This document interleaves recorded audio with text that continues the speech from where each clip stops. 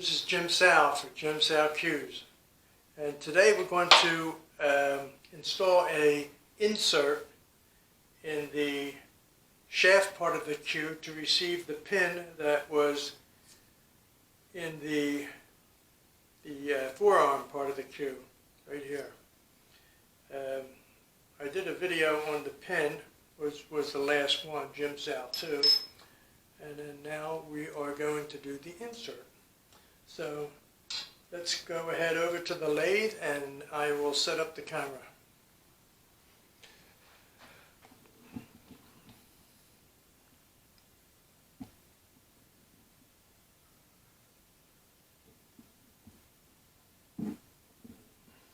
Okay, I am going to change the lighting because this lighting that I have is far too bright.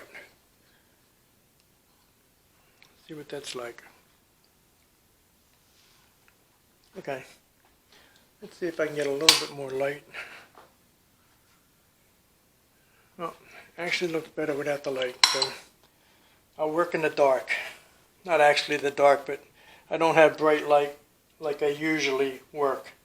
So what we're going to do, we're going to get this cranked up. We're going to put our dial meter on there, and we're going to see how true we are here. I finished putting the collar on and sanded it real nicely, and we're ready to start the drilling for the insert. So, okay, looks good. I see the dial slightly moving. This is probably about, this could be about 1/1000th of an inch runoff here, which is good. All right, so. Okay, again, this is the insert, and if you notice, similar to the pin, we have a barrel and we have threads. But we have barrel and threads on this as well, but not so much threads or barrel is the pin. So we don't drill as much, and of course it's good because the shaft is a lot narrower and less material. So. This is typically how you see pull cues made today. Now, I've seen pull cues with the pin in the shaft and the insert in the forearm, but very few and far apart. I don't see anything pretty much today like that, but I have seen that. So let's get started with the center drill. Of course, we're going to put the center drill in there, and that is going to start our hole and make sure that our hole is centered.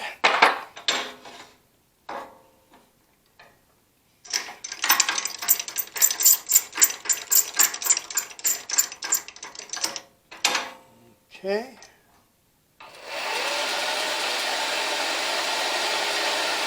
Now, it depends on your lathe.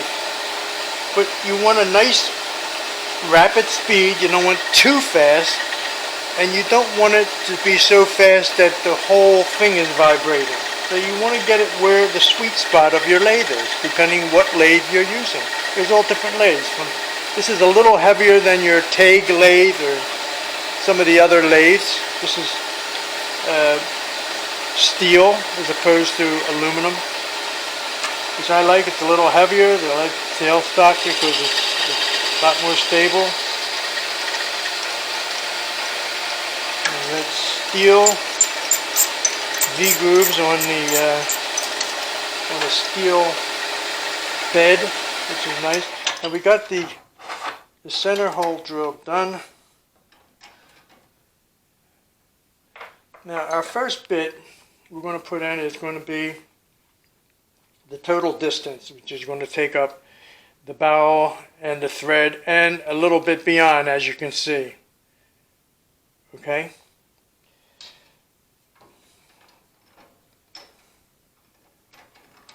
The reason why we go further in there is because we want to make sure when we do thread it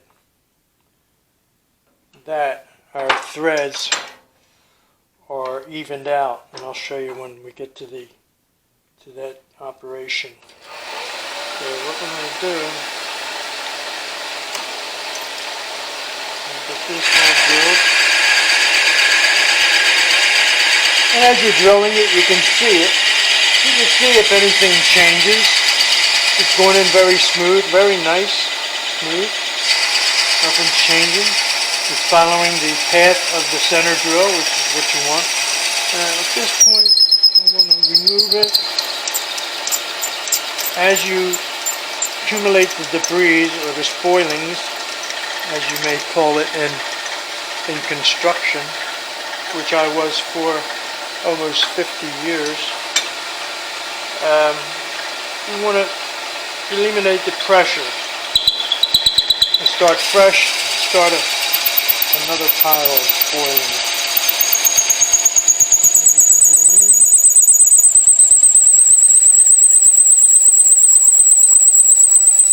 I also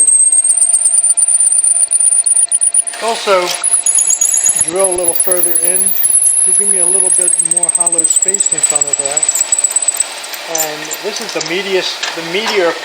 meatiest part of the shaft, and it also gives me a little bit more space and less volume, less weight.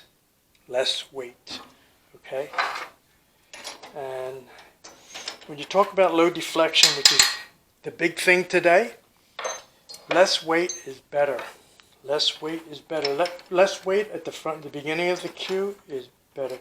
In the very beginning of the cue, where the tip is, the furl, less furl, less weight. All right, what I'm going to do is, this one here is going to give me the barrel size. Okay, I've already went all the way through, and it's the size of the thread to accept the tap for the thread. Now the barrel is slightly larger. It's only going to go so far. Only going to go so far.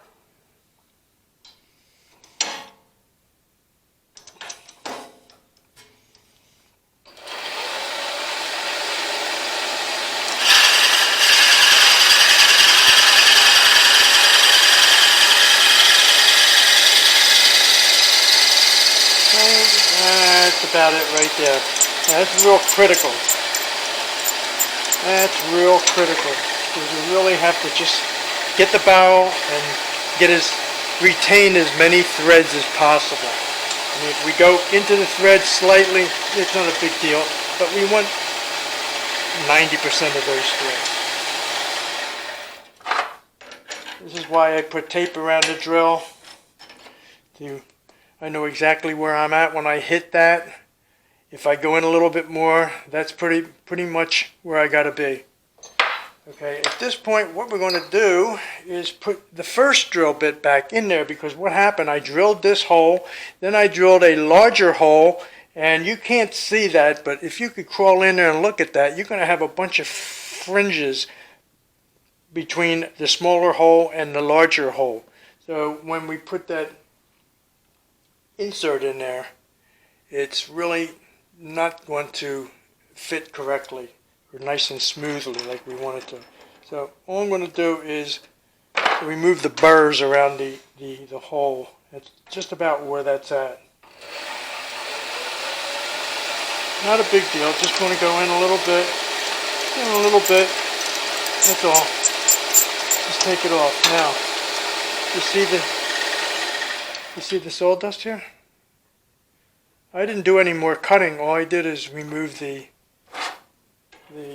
burrs that was around it that was created by the difference in the different sizes. Now we're going to insert the tap. Start tapping right after we blow it out with a little bit of air.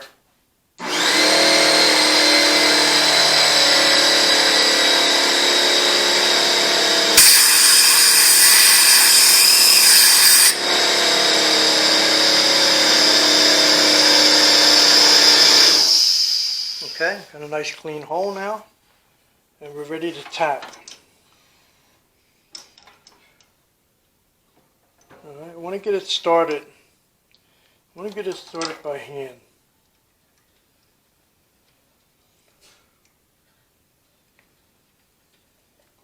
To get a couple threads started here. I can just start at low speed, bear down on my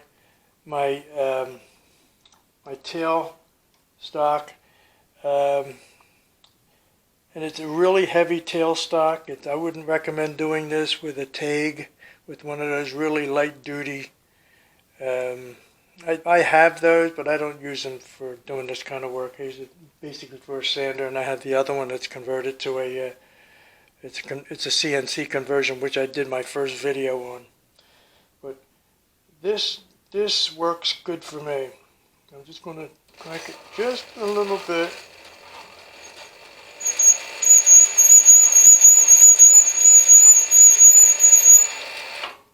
Okay.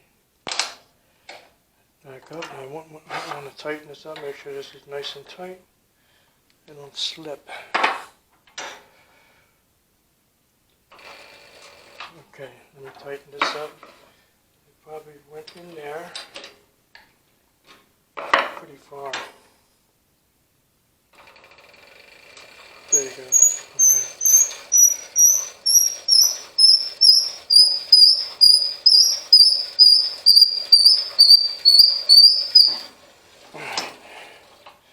All right, now let's blow this out again.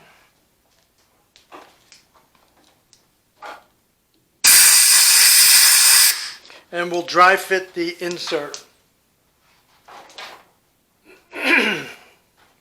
Let's remove the, we'll leave that in there until I dry fit to make sure I don't have to make another pass. Usually I don't have to make another pass.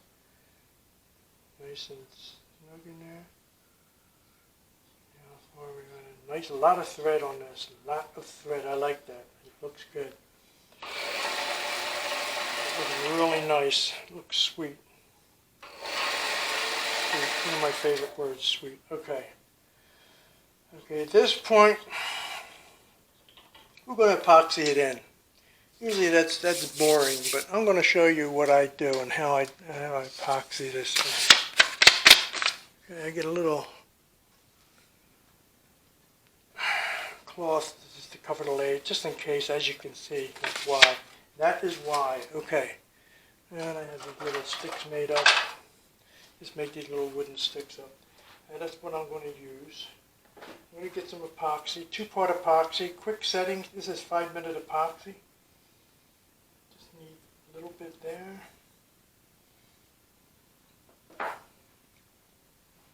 And this epoxy, I get it at Harbor Freight. It's very inexpensive, and I love it because it comes out of the tube. You don't have to worry about it coming, wait for it to come down into the nozzle. And you just give it a little squeeze. And there's a lot of it, and you know what? It's the same epoxy. It's all the same. You know, it might be a different name, but it's the same, believe me. All right. Excuse me. You want to mix this up. Mix it up real good. Almost get a little cloudy. Once it's cloudy, you know it's mixed. There it is. Nice cloudy mix. There it is. All right. Now, what I'm doing here is I want to get it around the thread. Get it around the thread. Don't get any inside. But get it all around the thread. Real nice coverage. Not too much, but cover it all. Now, in the barrel's really snug. If I put a lot on there and push it in, it's going to come out, just squeeze out. So I put a little bit on the end here, all the way around the end. Or the beginning here, okay? Just right there, because that's going to squeeze out, and all these little spiral markings is where the glue, it allows for the glue to get in there. I'll just put it right like that. Make sure there's none on the end. As I put it in there, I'm going to twist. I'm going to twist, allow the glue to distribute around, all the way around the spiral. Now at this point,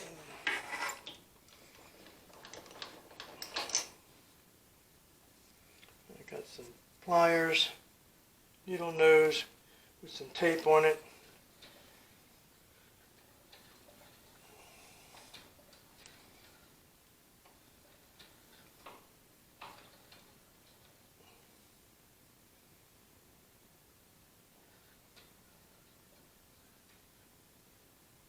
Okay.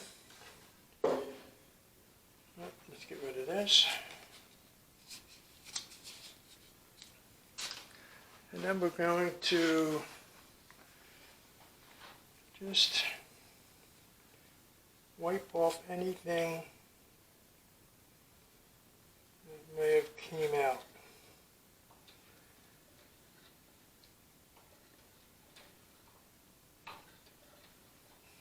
Okay, maybe a little bit.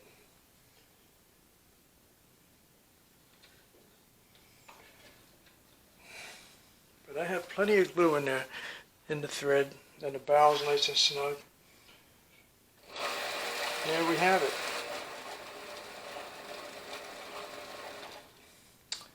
Okay. So, okay.